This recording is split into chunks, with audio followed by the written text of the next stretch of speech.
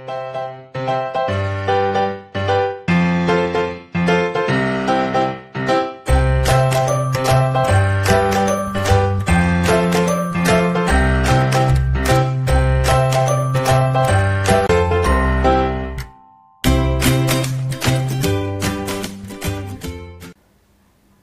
to all dear students and viewers. Today we are going to read the 6th chapter of the book First Flight of class 10th. The name of the chapter is The 100 Dresses, written by L. Bosser Ister. In the first part of the video, we had discussed that here the protagonist of the story, Wanda Petronsky, she was discriminated in the class due to her strange name and appearance. Her classmates made fun of her and she felt very discriminated in her school. There was no friend of her. The girls were keep teasing her and they asked about her dress, shoes and hats. Wanda had no answer of those questions. Although the reply she had given there, that was true. She had 100 dresses, but those dresses were in drawing. So viewers, अगर आपने first part का video नहीं देखा है the 100 dresses का, so I'll ask you to watch that one first, then watch this video, because this is the series of the 100 dresses part 1 and this is the chapter 6 of the book First Flight. So in the last series of this video, in the 100 dresses part 1, in the last video we had discussed that Wanda Petronsky was not in the school and her name was announced as a winner in the drawing competition of girls. Now in this part of video, we are going to read her further story about her life. So let's proceed to the story. So before reading the story, I will ask you to open the page number 73 and take a pencil in your hand so that you can note down the meaning of difficult words while listening the explanation or watching the explanation. So here, while the class was circling the room, the monitor from the principal office brought Miss Mason a note. Thoughtfully for a while. Miss Mason read it several times and studied it thoughtfully for a while. तो circling means क्या होता है कि moving around. तो जब अभी ये class circle क्यों कर रही है, क्योंकि फर्स्ट पार्ट के वीडियो में हम लोगों ने देखा था कि जो है जितने भी स्टूडेंट्स थे they were allowed to look at the drawings of Wanda Petronsky and she had drawn amazing pictures and everybody was watching the pictures moving around in the class. तो they were circling. अब सारे बच्चे जो है वहाँ पर घूम घूम के देख रहे थे और तभी जो है क्लास का जो मॉनिटर होता है, मॉनिटर क्या होता है कि ये he is a प्यूपिल who helps the teacher और he is given special duties, some special duties, so that mistakes can be avoided in the class. तो वो बच्चों को वार्न करता है और उसको कुछ स्पेशल ड्यूटीज़ होती है. ही वार्न्स द स्टूडेंट जिससे कोई मिस्टेक ना होने पाए क्लास में. तो ये मॉनिटर होता है. तो मॉनिटर ने जो है वो प्रिंसिपल ऑफिस से एक वो नोट लेके आया. नोट मीन्स क्या होता है कि एक पेपर बिट में जो है कुछ एक शॉर्ट राइटिंग कुछ लिखी हुई थी, तो वो वहाँ से लेके आता है और मिस मैसन जो है उसको several times she read that, और वो उसको सेवरल टाइम जो है, सेवरल मीन्स क्या होता है many times, she read that and studied it thoughtfully for a while, और कुछ समय के लिए बहुत ही carefully, she studied it carefully for some time, और कुछ समय के लिए बहुत ही ध्यान से उन्होंने उसको पढ़ा.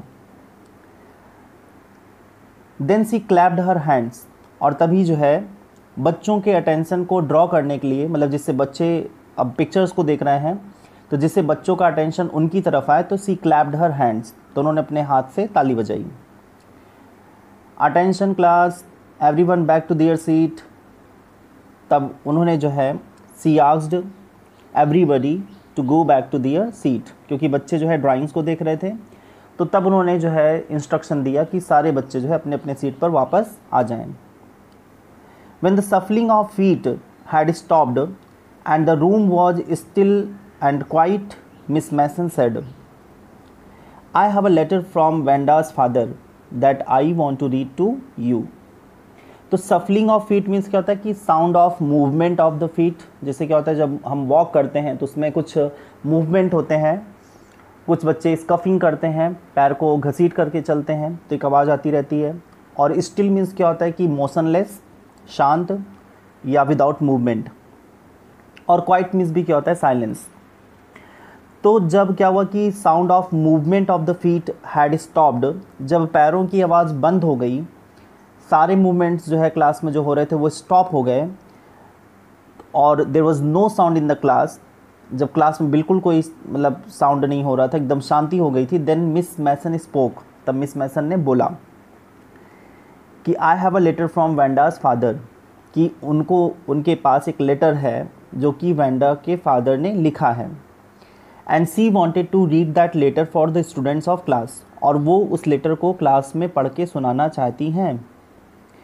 Miss Mason stood there a moment and the silence in the room grew tense and expectant. तो एक्सपेक्टेंट मीन्स क्या होता है कि ईगर, क्यूरियस, आप कह सकते हैं बहुत ही उत्सुक होना। तो Miss Mason did not speak for a some time, वो कुछ समय तक तो बोली ही नहीं। जब उन्होंने कहा कि वो उस लेटर को पढ़ के सुनाना चाहती हैं तो कुछ समय तक तो वो बोली ही नहीं। और every student of the class, जितने भी स्टूडेंट थे क्लास में, दे वर साइलेंट, दे वर टेंस, थोड़े से परेशान भी थे। एंड एक्सपेक्टेंट मीन्स क्या होता था, दे वर ईगर, और जानने के लिए बहुत ज़्यादा उत्सुक हो रहे थे कि क्या लेटर में लिखा हुआ है। और टीचर का जो ये जेस्चर है, जो उनका एक्सप्रेशन है उस लेटर को मिलने के बाद, that is something very serious, वो बहुत सीरियस लग रहा है, लगता कुछ बात ज़रूर है। The teacher adjusted her glass slowly and deliberately. अब टीचर ने क्या किया कि बहुत धीरे धीरे, और डेलिबरेटली मीन्स क्या होता है इंटेंशनली, उन्होंने इंटेंशनली जो है अपने स्पेक्टिकल्स को, ग्लास मीन्स क्या होता है स्पेक्टिकल्स, अपने चश्मे को उन्होंने क्या किया, एडजस्ट किया। She adjusted her spectacles. Now her manner indicated that what was coming, this letter from Wanda's father was a matter of great importance. अब ये जो उनका स्टाइल था, ये जो उनका मैनर था, that indicated that she was going to read something of great importance, कि कुछ बहुत ही महत्वपूर्ण बताने वाली हैं, बहुत ही कुछ सीरियस सा बताने वाली हैं। और वो बोलती हैं कि it was a letter from Wanda's father, कि ये जो लेटर है ये वैंडा के फादर ने भेजा है। And everybody listened closely as Miss Mason read the brief note. और वहाँ क्लास में जितने भी बच्चे थे वो सारे बच्चे, दे लिसनड विथ फुल अटेंशन, वो सारे बच्चे बहुत ही सीरियस होकर के, पूरी तरह से शांत होकर, कंसंट्रेट होकर के, फुल अटेंशन के साथ वो सुनने लगे। अब टीचर यहाँ पे रीड करती हैं इस ब्रीफ नोट को। Dear teacher, my Wanda will not come to your school any more, Jake also. Now we move away to big city, no more holler Polack, no more ask why funny name, plenty of funny name in the big city. Yours truly, Jan Petronsky. तो यहाँ पे एक word दिया गया है कि no more holler polak, it means क्या होता है, no teasing। तो इस लेटर का मतलब ये है कि उन्होंने लिखा कि dear teacher, my daughter Wanda will not come to your school, उन्होंने कहा कि मेरी बेटी वैंडा अब आपके स्कूल नहीं आएगी। जेक एक नाम दिया गया है, तो probably he is brother of Wanda, हो सकता है कि वे वैंडा का ब्रदर हो। जैक विल ऑल्सो, कहते हैं कि जैक भी नहीं आएगा, he will also not be coming to your school, ये भी आपके स्कूल नहीं जाएगा। और फिर बताते हैं कि now we move away to big city, now they are shifting to a big city, अब वो एक बड़े शहर में जा रहे हैं। नो मोर होलर पोलैक, अब वहाँ पे कोई भी टीजिंग नहीं करेगा, है ना, मतलब इट मीन्स ये है कि she will not be teased there, अब वहाँ पे उसको कोई चिढ़ाएगा नहीं। और क्यों नहीं चिढ़ाएगा? No more ask why funny name, हाँ, और कोई भी ये भी नहीं पूछेगा उसका ये फ़नी नाम क्यों है। Nobody will ask why her name is funny, क्योंकि वेंडा पेट्रोन्स्की यहाँ पे बहुत डिफरेंट नेम था और सारे बच्चे उस नाम को लेकर के भी जो है बहुत उसको डिस्क्रिमिनेट करते थे। Plenty of funny names in the big city, और बताते हैं कि जो बिग सिटी होती है, जो बड़े शहर होते हैं, वहाँ पे बहुत सारे लोग होते हैं ऑफ डिफरेंट नेम्स, अलग अलग नाम के, ऐसे ही फ़नी नेम के बहुत सारे लोग होते हैं। दे ऑल्सो स्टे देयर, वो भी वहाँ रहते हैं, और वहाँ पे ज़्यादा लोगों के होने की वजह से कोई डिस्क्रिमिनेट नहीं करता है। And this letter was written by Jan Petronski and this is the name of Wanda's father. ये वेंडाज के फादर का नाम है जैन पेट्रोन्स्की, उन्होंने इस लेटर को लिखा है। तो उन्होंने बताया, इन्फॉर्म किया कि अब वेंडा जो है स्कूल में पढ़ने वाली नहीं है। A deep silence met the reading of this letter. Miss Mason took off her glass, blew on them and wiped them on her soft white handkerchief। तो took off मीन्स क्या होता है? removed, और wiped मीन्स होता है cleaned। तो अब इस लेटर को जो है a deep silence made the reading of this letter, it means क्या होता है कि after listening to the letter, जब सबने इस लेटर को सुन लिया, the whole class was silent, पूरा क्लास जो है बिल्कुल शांत था। अब मिस मैसन क्या करती हैं? अपने चश्मों को उतारती हैं और उस चश्मे के ग्लास पर जो है she blew air from her mouth, मुंह से जो है हवा करती हैं उस ग्लास पे। हवा करने के बाद फिर उसको अपनी सॉफ्ट हैंडकरचीफ से, जो कि वाइट कलर की है, उस वाइट सॉफ्ट हैंडकरचीफ से उसको क्लीन करती हैं। तो ग्लास पे थोड़ा सा हवा देती हैं और उसके बाद हवा देने के बाद उसमें थोड़ा सा मॉइस्चर आ जाता है, तो उसी मॉइस्चर से अपने वाइट सॉफ्ट हैंडकरचीफ से उसको क्लीन करती हैं, साफ़ करती हैं। Then she put them on again and looked at the glass. When she spoke, her voice was very low. तो फिर से उन्होंने जो है ग्लासेस को, she put on her glasses, फिर से उन्होंने चश्मे को पहन लिया, and looked at the students, और फिर बच्चों को देखने लगी। Then she spoke in a very low voice, फिर बहुत ही धीमी आवाज़ में उन्होंने बोला, I'm sure that none of the boys and girls in room 13 would purposely and deliberately hurt anyone's feelings, because his or her name happened to be a long unfamiliar one। तो purposely means क्या होता है? Knowingly, और deliberately मैंने आपको पहले बताया कि इंटेंशनली, मतलब जानबूझकर। और तो यहाँ पे इसका मतलब ये हुआ कि वो कहती हैं कि I am sure that no student of this class, मतलब ऑफ रूम नंबर 13, उन्होंने बोला कि कोई भी स्टूडेंट इस रूम नंबर 13 का इंटेंशनली किसी की भी फीलिंग को हर्ट नहीं करता होगा, ऐसा वो, मतलब इस चीज़ को वो एकदम निश्चित हैं, वो एकदम श्योर हैं। She is very certain that no student of room number 13 will intentionally hurt anybody's feeling, because उसका नाम जो था वो बहुत ही लॉन्ग था और बहुत ही स्ट्रेंज था, तो इस चीज़ को लेकर के वो एकदम श्योर हैं कि उनके क्लास में ऐसा कोई नहीं करता होगा। And she would like to assume that what was Wanda was carelessness, और उनको ये लगता है कि जिसने भी जो है ये चीज़ किया होगा ये एक लापरवाही में होगा। I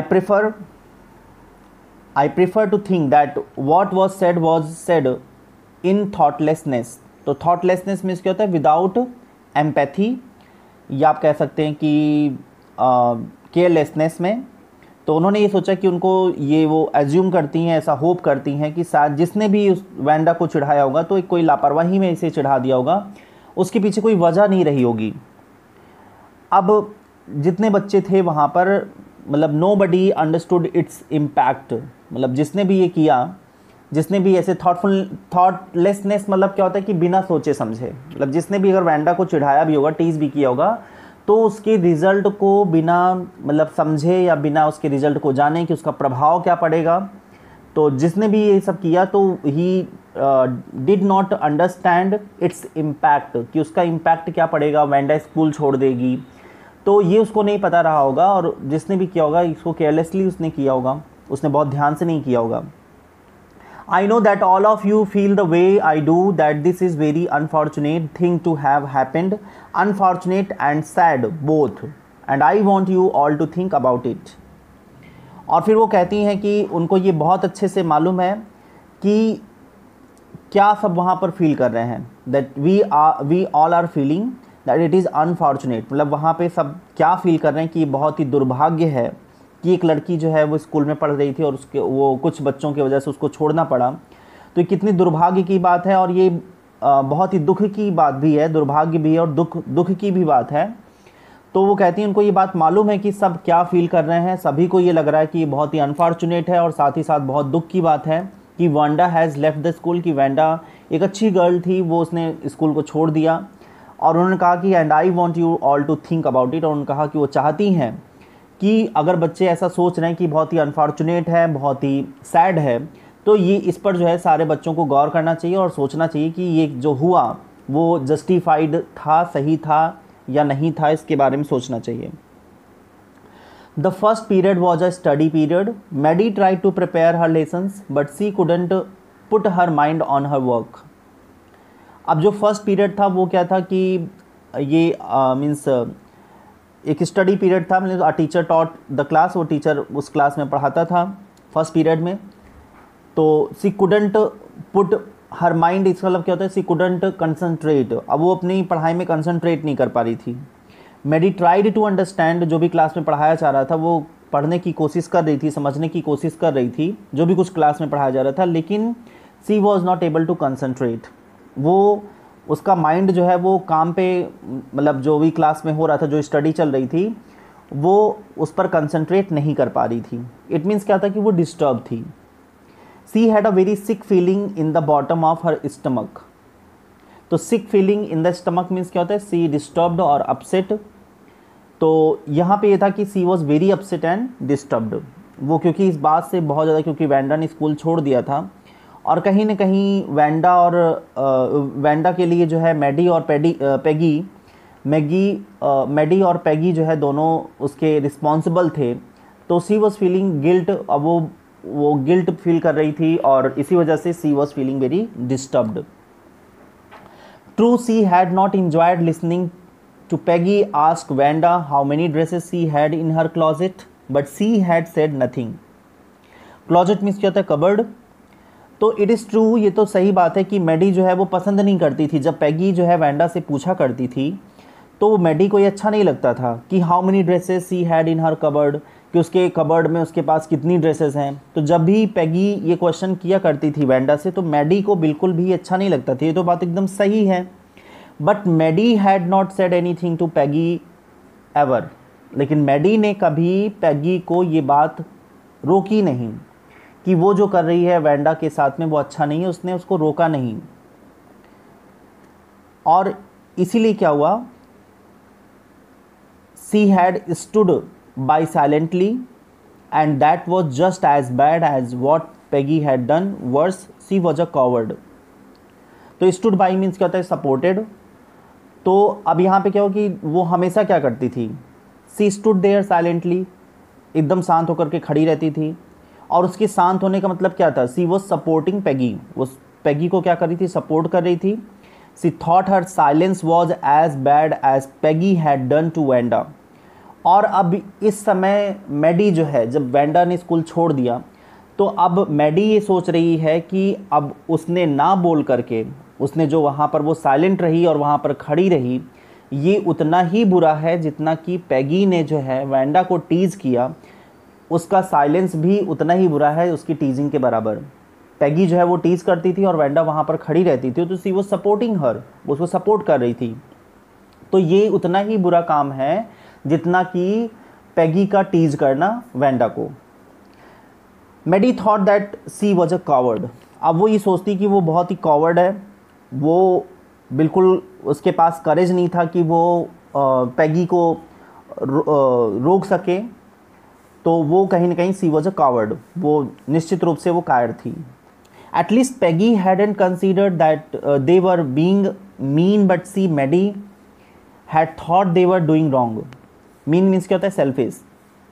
अब यहाँ पे इसका मतलब ये है कि Peggy did not understand, Peggy को ये समझ में नहीं आ रहा था कि they were behaving like a selfish persons, कि वो लोग इस तरह से बिहेव कर रहे हैं जैसे कि कोई सेल्फिश हो। सेल्फिश मीन्स क्या होता है, स्वार्थी। तो एक स्वार्थी व्यक्ति की तरह से वो लोग इस तरह से बिहेव कर रहे हैं वांडा के साथ में। पेगी इसको नहीं समझ पा रही थी, लेकिन इस चीज़ को मैडी तो समझ रही थी, मैडी को तो ये बात पता थी, है ना। तो at least Peggy hadn't considered they were being mean, but she Maddie had thought they were doing wrong. लेकिन मैडीन तो ने ये सोचा था ना कि ये जो भी कुछ हो रहा है वो गलत था, वेंडा के साथ में जो भी कुछ हो रहा है वो गलत था, उसका इफ़ेक्ट गलत होगा। एटलीस्ट ये तो मैडी ने पहले सोच ही लिया था, तभी तो वो नोट लिख रही थी।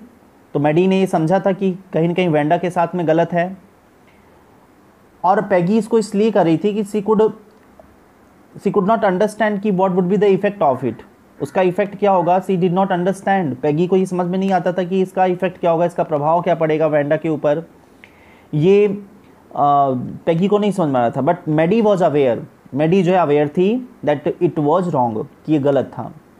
सी could put herself in Wanda shoes.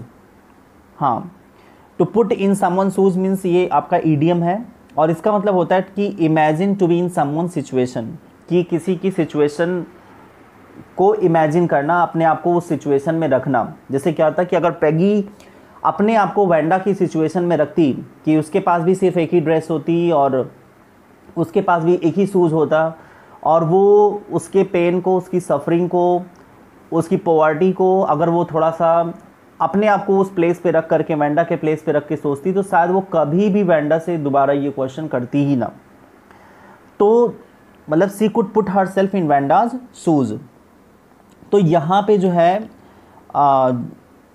Maddie जो है या पेगी जो है, they could imagine herself to be in situation of Wanda. अगर वो अपने आप को इमेजिन करते वेंडा की सिचुएशन पे ला करके, तो शायद ये गलती उन लोगों से हुई ना होती। Goodness, wasn't there anything she could do? Goodness, it is a kind of expression to show surprise. अब मेडी यहाँ पर बहुत सरप्राइज होती है, वो कहती काश वो कुछ कर सकती इस समय, काश वो कुछ कर पाती वेंडा को बचाने के लिए। If only she could tell Wanda she hadn't mean to hurt her feelings. शायद वो सिर्फ इतना ही बता पाती कि उन लोगों का जो ये क्वेश्चन होता था वो इसलिए नहीं था कि वो वेंडा की फीलिंग को हर्ट कर रहे हैं, उसको हर्ट करने की कोई उन लोगों की जो है मतलब इंटेंशन नहीं था। She turned around and stole a glance at Peggy, but Peggy did not look up. अब यहाँ पे क्या होता है कि मैडी जो है she took a quick look at Peggy, वो एक बार पेगी को बहुत मतलब जल्दी देखती है, उसकी तरफ देखती है, लेकिन पेगी जो है she did not look at her, वो मैडी की तरफ नहीं देखती है।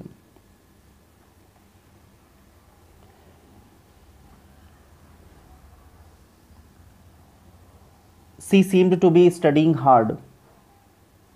अब ऐसा लग रहा है कि पेगी जैसे शायद अपनी स्टडीज़ में कंसंट्रेट कर रही है, वो पढ़ाई पे ध्यान दे रही है, वो किसी बात को नहीं सोच रही, सिर्फ अपनी स्टडीज़ पे ध्यान दे रही है, वो कंसंट्रेट होकर के पढ़ रही है, और शायद इसीलिए वो मैडी की तरफ नहीं देखती है।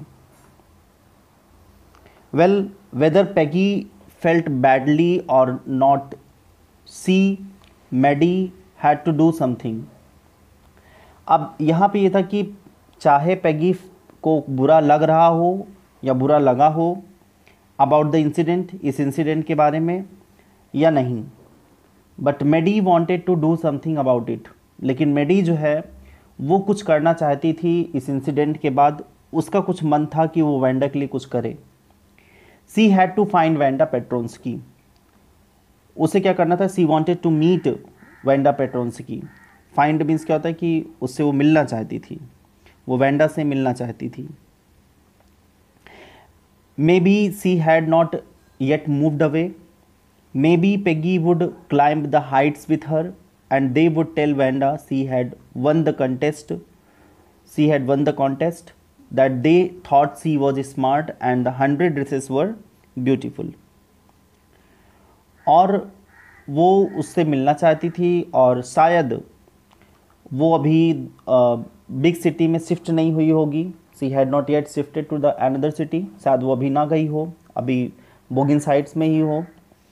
मे बी पेगी उसके साथ में जाए बोगिन साइड्स, उसके साथ में वेंडा के घर जाए, और फिर वो वेंडा को वहाँ बताएंगे कि वो जो है she was the winner of the contest, जो क्लास या स्कूल में जो कॉन्टेस्ट हुआ था ड्राइंग का, उसकी वो विनर है। She was smart and her 100 dresses were beautiful. उसने कहा, वो कहना चाहती थी वेंडा से कि उसके ड्रेसेस बहुत ही अच्छे थे, बहुत एक्सीलेंट थे और उसकी ड्राइंग्स बहुत ही ब्यूटीफुल थी। ऐसा वो जाकर के वेंडा से बताना चाहती थी। When school was dismissed in the afternoon, Peggy said with pretended casualness, "Hey, let's go and see if that kid has left town or not."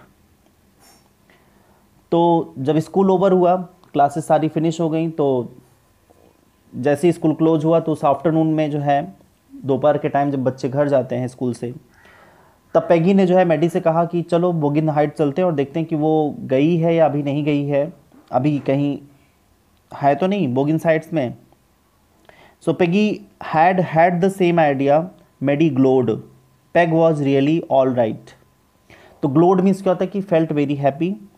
अब पेगी ने जिस तरह से ये मतलब बिहेव किया, दैट वाज क्वाइट नॉर्मल, बहुत ही normal वो बिहेव की, सी वॉज क्वाइट नॉर्मल, जिससे बहुत ही नॉर्मल है। लेकिन वो she also wanted to check Wanda, वो भी चाहती थी कि वेंडा को वो चेक करे, वहाँ पर जाए और देखे कि जो है वेंडा है कि नहीं, वो भी मिलना चाहती थी। और जब उसकी ये फीलिंग पता चलती है मेडी को, तो मेडी फेल्ट वेरी हैप्पी। मेडी को बहुत अच्छा लगता है, क्योंकि उन दोनों की अब फीलिंग क्या है, बिल्कुल सेम है, दोनों ही एक जैसा फील कर रही हैं। मेडी भी जाकर के मिलना चाहती है वेंडा से और पेगी भी जाके मिलना चाहती है। ऑल्दो पेगी जो है, she is behaving quite normal, she was behaving very normal, वो बहुत ही नॉर्मल बिहेव कर रही, कुछ ऐसा सैड या ऐसा कोई जो है वो रिमोर्स का या क्या कह सकते हैं, रिपेंट, मतलब पछतावे का कोई उसका जेस्चर नहीं दिखाई देता है। लेकिन फिर भी वो जाकर के मिलना चाहती है और यहाँ पर मेडी और पेगी की फीलिंग सेम होती है, तो मेडी को जो है बहुत अच्छा लगा। She felt very happy. She thought that Peggy was always right, और उसने सोचा कि पेगी हमेशा से सही रही है, वो कभी कोई गलत काम नहीं करती और डेफिनेटली जो जानने के लिए वो कह रही है तो सचमुच जो है उसकी फीलिंग जो है कहीं गलत नहीं है। The two girls hurried out of the building but up the street toward Boggin Heights, the part of town that wore such a forbidding air on the kind of November afternoon, drizzly damp and dismal. तो forbidding air का मतलब यहाँ पे क्या है कि that is disagreeable या prohibited, और ड्रिजली मीन्स क्या होता है कि रेनी वेदर, डैम्प मीन्स होता है वेट, और डिस्मॉल मीन्स होता है डल या सैड। तो मेडी और पेगी दोनों जो है बहुत जल्दी से जो है उस स्कूल बिल्डिंग से बाहर आते हैं। They came out of the school building and started going towards Boggins Heights, और फिर बोगिन हाइट्स की तरफ चल पड़ते हैं।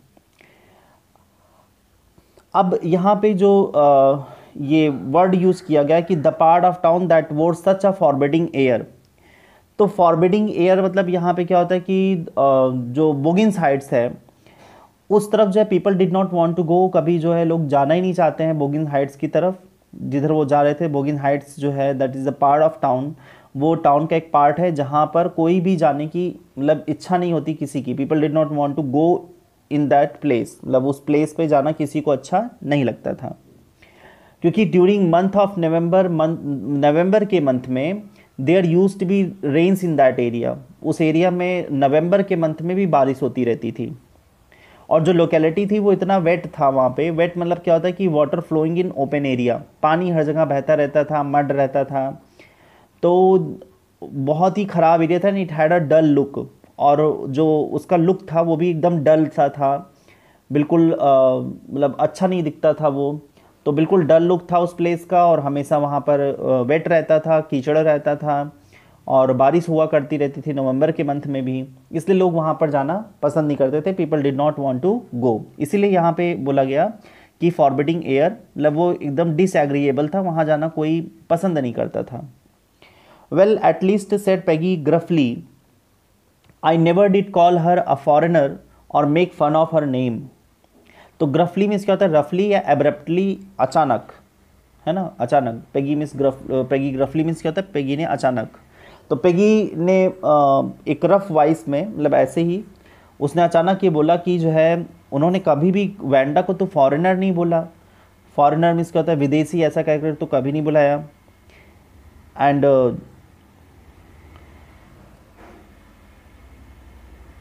और make fun of her name, या उसके नाम का मजाक उड़ाना। उसने कहा कि उसने कभी उसको फॉरेनर नहीं बोला, ना उसके नाम का मजाक उड़ाया। I never thought that she had the sense to know we were making fun of her anyway. और उसने कहा कि जो है वो ऐसा कभी सोची नहीं थी कि सी हैड द विजडम, कि वो वेंडा के पास ऐसी कुछ बुद्धि होगी जहाँ पे वो ये समझ लेगी that they were making fun of her, कि वो उसका मजाक उड़ा रहे हैं। तो इसका मतलब ये था कि पैगी जो है सी वॉज नॉट सीरियस, वो बहुत सीरियस नहीं थी, बहुत सीरियस होकर के उसका मजाक नहीं उड़ा रही थी। और बस ऐसे ही वो मतलब जैसे कि टीचर ने यहाँ पे समझा कि वो जिसने भी किया है वो थॉटलेसनेस में, मतलब ऐसे लापरवाही में ही ऐसा कर दिया, और उसका इम्पैक्ट बिना जाने हुए कि उसका इम्पैक्ट क्या हो सकता है। तो डेफिनेटली पैगी का कोई इंटेंशन ऐसा नहीं था, और वो ऐसे केयरलेसली उससे ऐसे बिहेव करती थी, और मतलब इंटेंशनली उसकी फीलिंग को हर्ट नहीं करना चाहती थी। तो बस यहाँ पे क्या था कि वो कहती थी उसने कभी उसके नाम का मजाक नहीं उड़ाया, कभी उसको फॉरेनर नहीं बोला, और उसका कभी ये इंटेंशन नहीं था कि वो ऐसा वो कुछ उसका मजाक उड़ा रही है। और वो इतना भी नहीं जानती थी कि शायद वैंडा इस तरह से उसे समझ लेगी कि वो सब उसका मजाक उड़ाना है, ऐसा वो कभी उसने सोचा नहीं था। और I thought she was too dumb and गी look how she can draw. तो उसने कहा कि वो तो बल्कि सोचती थी कि वो बहुत ही बड़ी बेवकूफ़ है, she was a big fool, but she can make beautiful drawings. तो गी मीन्स क्या है यहाँ पे, ड्राइंग्स है। एंड गी look how she can draw. Okay, गी मतलब पेगी के लिए कहा जा रहा है। तो इसको जो है ये this is the statement of Maddie, ये मेडी का स्टेटमेंट है, और कहती है पेगी, और देखो जो है कितना अच्छा वो ड्रॉ करती है। तो अब यहाँ पे पैगी बोलती कि वो तो जानती थी कितनी बड़ी बेवकूफ़ है, लेकिन मेडी वहाँ पर कहती लेकिन गी ये तो देखो कि वो कितना अच्छा ड्रॉ करती, कितना ब्यूटीफुल उसकी ड्राइंग है। Maddie could say anything,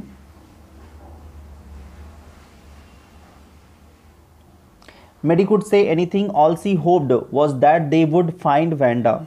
She wanted to tell her that they were sorry they had picked on her, and how wonderful how wonderful the whole school thought she was, and please not to move away, and everybody would be nice. तो pick on somebody means क्या होता है कि tease somebody. अब Medi did not say anything. Medi जो है कुछ नहीं कह पाई. She wished, वो ये चाहती थी दैट कि वो जो है वैंडा से मिले, that they would meet Wanda, कि वो वैंडा से मिले किसी ढंग से, यही चाहती थी। और मेडी ये चाहती थी वैंडा को बताना कि वो बहुत ही सॉरी फील कर रही है, जो उसको टीजिंग, अगर उसको वो लगा कि उसको टीज़ किया गया, उसका मजाक उड़ाया गया, तो उसके लिए उससे सॉरी कहना चाहती है। और पूरा स्कूल ये सोचता है कि वैंडा जो है बहुत ही वंडरफुल गर्ल है, वो बहुत अच्छी लड़की है, और वो उससे रिक्वेस्ट करना चाहती थी कि वो स्कूल छोड़ करके ना जाए। And everybody would be nice to her, और सब लोग अब उसके साथ अच्छे से बिहेव करेंगे, सब लोग अच्छे से रहेंगे। तो ऐसा वो कहना चाहती थी। एंड जो she and Peggy would fight anybody who was not nice, और फिर वो ये कहेगी उससे कि मतलब मेडी और पैगी दोनों जो है लड़ेंगे, जिस मतलब जो भी उसको मतलब विथ एनी वन, चाहे स्कूल में कोई भी हो, उससे वो लड़ जाएंगे। Who was not nice to Wanda, जो वैंडा के साथ अच्छा बिहेव नहीं करेगा, उससे मेडी और पैगी जो है लड़ाई करेंगे और उसका साथ देंगे, उसके साथ में खड़े होंगे, और वो उसके बेस्ट फ्रेंड होंगे, ऐसा वो कहना चाहती थी। The two girls hurried on, they hoped to get to the top of the hill before dark. तो अभी दोनों लड़कियां जो है बहुत तेज़ी से वॉक कर रही हैं, बहुत क्विकली वॉक करते हुए जा रही हैं। And they wanted to reach top of the hill before sunset. तो डार्क मतलब क्या होता है, सनसेट, मतलब सनसेट होने से पहले वो वहाँ पर पहुँचना चाहती थी। I think that's where the Petronskis live, said Maddie, pointing to a little white house. तो एक वाइट हाउस की तरफ जो है पॉइंट करते हुए, इशारा करते हुए, जो कि वाइट कलर का हाउस था, मेडी ने कहा कि शायद वहाँ पर वैंडा पेट्रोन्स्की की फैमिली रहती थी, शायद वही जगह है। wisps of old grass stuck up here and there along the pathway like thin kittens। तो wisp मीन्स क्या होता है कि बंचेज, या आप कह सकते हैं स्ट्रैंड्स, तो मतलब एक गुच्छे में। तो जहाँ पे वैंडा रहती थी वहाँ पर क्या है कि बंचेज ऑफ ओल्ड ग्रास, मतलब बड़ी बड़ी घास की कुछ एकदम मतलब उसकी बुश थी, उसकी झाड़ी थी, मतलब एक काफ़ी घनी जो है घास वहाँ पे थी।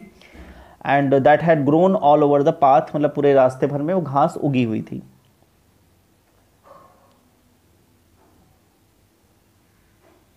The house and it's Spurs little yard looked shabby but clean. Spurs means क्या होता है कि स्मॉल। जो घर था वो बहुत ही, उसका आंगन छोटा था, बहुत ही छोटा घर था। And it did not look nice, बहुत ही अच्छा नहीं दिख रहा था, बट इट वॉज क्लीन, लेकिन घर में साफ सफाई बहुत थी। It reminded Maddie of Wanda's one dress, her faded blue cotton dress, shabby but clean.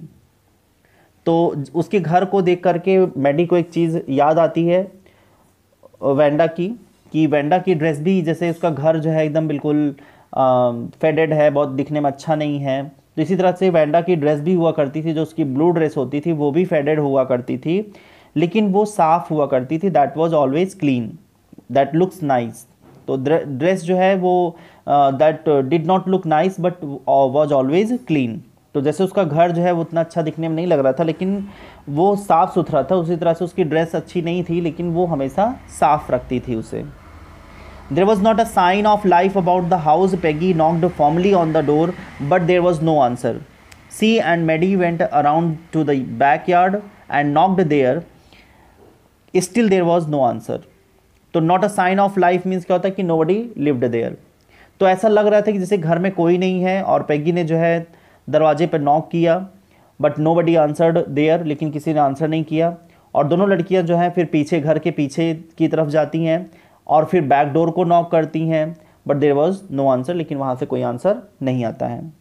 तो आज की वीडियो में हम लोग आज इतने ही पढ़ेंगे, और नेक्स्ट वीडियो में हम लोग जानेंगे कि आगे जो है वैंडा को वो लोग ढूंढ पाते हैं बोगिन हाइट्स में, रास्ते में कहीं वैंडा उसको मिलती है कि नहीं मिलती है। आगे की स्टोरी में क्या होगा इसको हम लोग नेक्स्ट वीडियो में डिस्कस करेंगे और रीड करेंगे। So thank you for watching this video, see you in the next part of the video.